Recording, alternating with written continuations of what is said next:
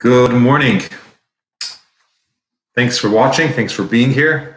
I know that there are many options online, especially with the situation currently. You have many things that you could watch and lots of good content. And I'm honored and frankly humbled that you're watching and we could learn together. Today we're going to discuss the idea of winning, and more than just winning, what happens to the person in the process of winning. What does it take? Where do you get it from? What happens within yourself when winning takes place? I want to, however, begin with today's Hayom Yom, which is Chav Zayin Nisan, the 27th day of Nisan, the 12th day of the Omer. The Rebbe brings that permissible things. You have what's forbidden and you have what's allowed, then you have what's commanded, what you need to do, necessities. There's three categories. You not allowed, you can if you want to, but you don't have to, then you must. Okay, so you're not allowed to kill. You could eat, you don't have to every minute of the day, or you have to put on tefillin, right? These are mitzvahs that have to be done. So things that are permissible, if you do them for your own enjoyment, just because you like to, just because you want to have fun, that is considered to be ra gomer, the complete evil. The reason why that's the case is because everything you do should have purpose. Everything that you do should have a reason. It's leading towards something. You're being productive. Having fun could be a very productive thing, but it's not for pleasure's sake. It's because it relaxes you, it's because it gives you more energy, because it helps you think clearly. It's a process. So you're focused and mindful of why you're doing it. You're not just having fun for the sake of fun. And the Alter Rebbe discusses this in Tanya, in chapter 7, because there's a concept of Kadesh Atzmecha B'Mutralach, sanctify yourself with what is allowed to you, meaning bring in holiness even in the areas of life which are permissible but not required. Okay, if you want to do some kind of activity, you want to play a game, try to bring holiness into it. Do it at the right time, with the right person. Have in mind that you're doing this because it's clearing your mind, whatever it may be. Do it for some kind of reason. It should have an ultimate, a purpose of Torah, mitzvahs, yiras shamayim, and midas tevis, for the sake of learning Torah, for fulfilling mitzvahs, for fear of heaven, which means the reverence, the respect for heaven, and developing good character traits. In summary, what we're saying here is like this. Don't see anything in life as neutral. It's either going to be negative or it's going to be positive. And the way that you turn neutral into positive is if you're mindful. If you take the activity that you're doing, whatever it may be, you're reading a book, you're eating, and you think, I'm doing this for the right reasons. It reminds me, somebody wrote to the Rebbe that he's having an issue with weight, eating too much, wrong foods, and so on. One of the pieces of advice that the Rebbe gave him in the letter was when you eat, focus why you're eating. And when you know why you're eating, because you want to have energy, because you want to have strength, because you want to be healthy, etc., it's going to help you regulate the amounts and what you eat. So it's a example of what it means to be mindful when you're doing something, when you're any activity. So in the end, you have either forbidden or mitzvah, because if you follow this concept, everything that you're going to do in your life turns into a mitzvah. It's either an avera, hopefully you don't do any of that, or it's a mitzvah, but it's not going to be some neutral thing which has no relevance, productivity, or purpose. I like to give the example of going on a vacation.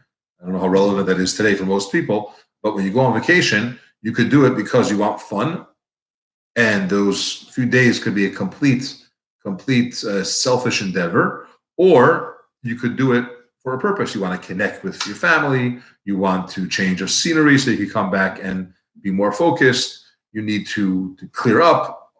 The same activity could become, frankly, a mitzvah. That's today's Hayom Yom. But we're going to discuss today the idea of winning. And there's a fascinating mimer, Chassidic discourse from the Rebbe, where he discusses the idea that there are two levels in Mashiach's coming. You have two general aspects that are going to exist. You have sometimes he's referred to as the king, and sometimes he's referred to as the teacher. The difference between a king and a teacher is that a king, a melech, is aloof, he's separate, he's distant. Okay? A king is someone who is in his palace and issues edicts, decrees. This is what has to be done, this is what's forbidden, this is how much money you must pay. He's separated from the people, powerful, effective, but from a distant way. A Rav, a teacher, unlike a king, is very close. He's connected. Obviously, he's greater. He has more knowledge. He has more experience. Picture a teacher in a classroom with a little child, and the teacher is teaching the child math. Okay? The teacher obviously is on a much greater level than the child, teaching him math. The child does not know it, and the teacher does. However, in order for the teacher to transmit information to the student, the teacher needs to lower himself and connect on the level of that child. I'll give you an example.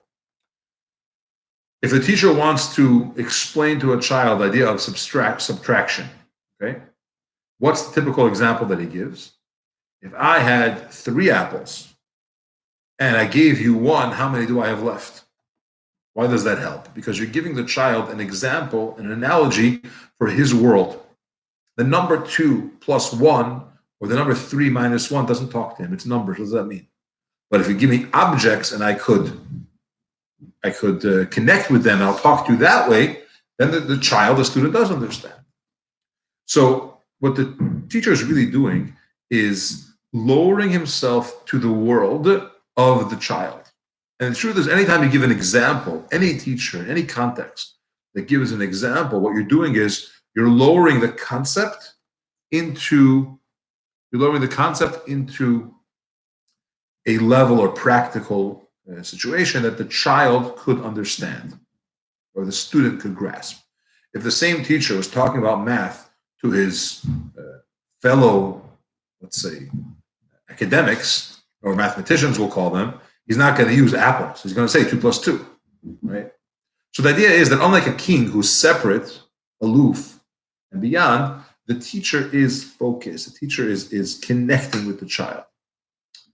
Now, when Mashiach will come, our relationship with the divine is going to be twofold.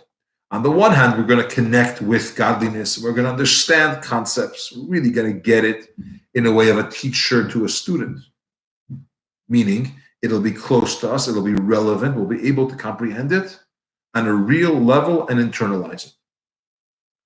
On the other hand, however, there's going to be elements that are beyond your reach. There's going to be concepts, there's going to be levels of understanding which are completely removed. And the only way that we're going to understand that is because we're given a glimpse into it. We're not really going to understand it. We're going to get it. Okay, so it's going to be like a king. It's removed, but it has impact. There's going to be both of these elements. But instead of looking at it as a minus, it's actually a plus, because aspects, concepts, godly levels which we could never comprehend, we're going to be able to understand them. Not to the level like a teacher and a student, but in a conceptual level, we'll get it. It's going to be separate. It's going to be removed, but we're going to get it. We're going to understand it. And just bear with me here, because I want to get to the concept of victory. But the reason how we're going to get to all this when Mashiach comes is because we are working on in a Golus mindset and in exile currently. Meaning, the process that we go through today of distance from godliness, of not seeing and comprehending right away everything.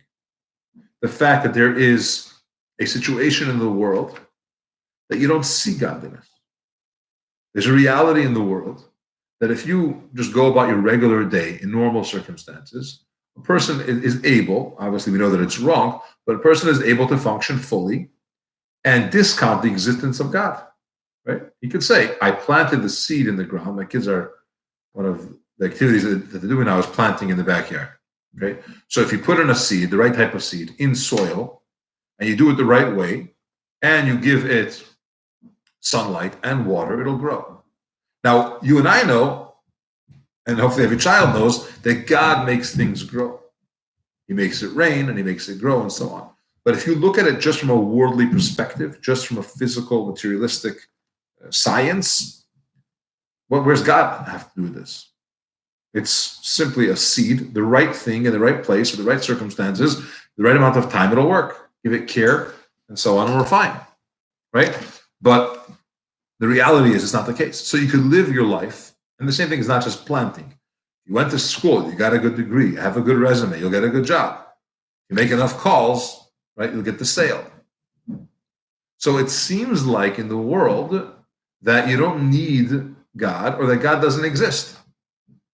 It's simply that's the impression that we could have.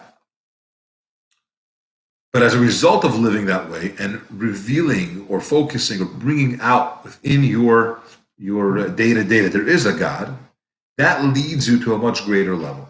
Because whenever there's opposition and you need to overcome that opposition, and I'm talking about even internal opposition within yourself, whenever you need to overcome opposition, an obstacle, it takes deeper strength. It brings out something within you which you didn't know you had. Or it was very dormant and just sitting and it wasn't active. Okay? And this is something which is the beauty, if you will, or the silver lining, if you will, of Galus. It should end quickly.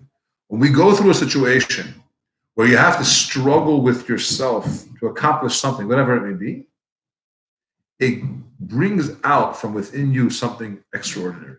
It brings out a level which you didn't know existed before. And the example I'm going to give to understand this is the idea of victory and winning. When you have, for example, a king who's going to war with his neighboring countries. And if you've read history or if you get the idea a little bit, when a king has to win, all bets are off. In other words, I need to win this battle. I have to conquer that land. I cannot lose. And as a result, he's willing to spend anything that's needed. They'll open up treasures which belong to the royal family, the dynasty of the king, for generations. It's untouchable. It's the king's wealth. It's its worth. And somehow, when they need funds to win the war, when victory is at stake, nothing else matters. And they're willing to take anything they have and use it. Why? Because victory, and it's not just kings, it's also people. When you need to, regular people, when you need to win, when you have to be victorious, you take some part of within yourself and you use that in a very, very strong way. You'll take recesses of your existence. You'll take something very, very deep within yourself and you'll bring that out in order to win. In Kabalah and F.R.E.E, it's called Midas HaNetzach, the Midah of victory, of winning. The idea of Midas HaNetzach is that the source of that Sphira, the source of that level within us, is rooted straight in what's known as Keser, the crown, but let's call it the essence of our neshama. So the need for victory within ourselves, and some people have it in a much stronger way. Some people, they say anyone that runs for president has a very, very strong need to win. Yeah, but you have people that are more competitive than others. You have people that have to win every argument. You have people that don't care to win. Everyone has it on some level, and sometimes it's more concealed, it's more dormant, but it does exist. But that level is rooted, it's in your essence of your neshama. So when the question is, do I win or do I lose? It brings out from you the essence. The essence never gets tainted.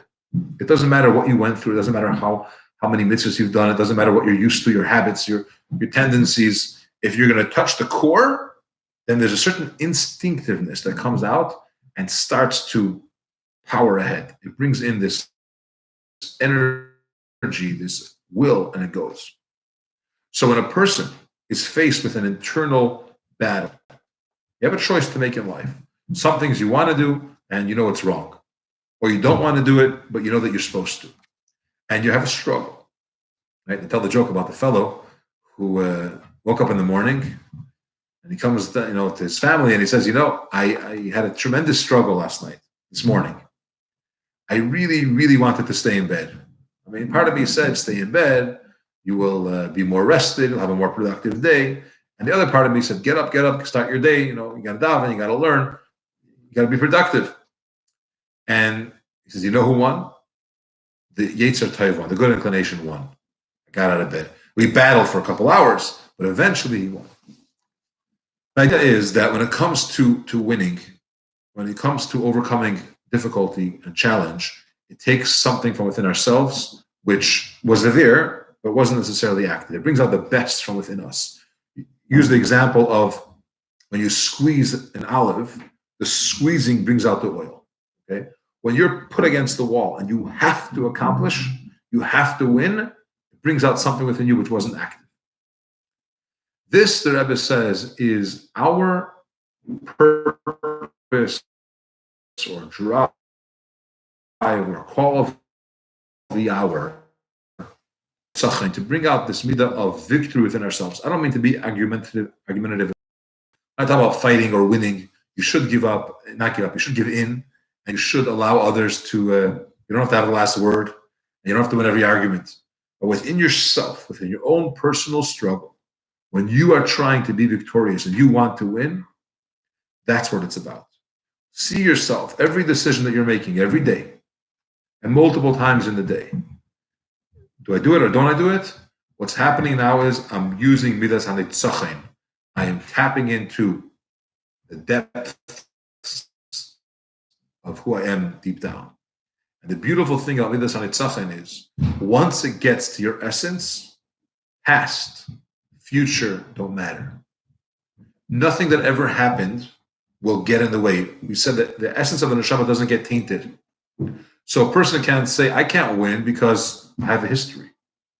Or what, now I'm going to pray. I didn't pray for so many years. It doesn't matter. When you reach a level of the essence, then not past, present, future don't matter. Processes don't matter. In a sense, reality doesn't matter. Because you are tapping into a source of godliness, the essence of your soul, which is connected to the essence of the divine, and connecting at such a level which nothing could stop you. Think of it this way. If you ever had an experience, and who didn't, of calling some kind of company, calling your cell phone company, okay, trying to get something done, and any big company. And the person you're speaking to, the representative that answers the phone, hears you out, and they hear what you want, but they explain to you very, very nicely that we're sorry, we can't do it, we'd love to, but it's a company policy.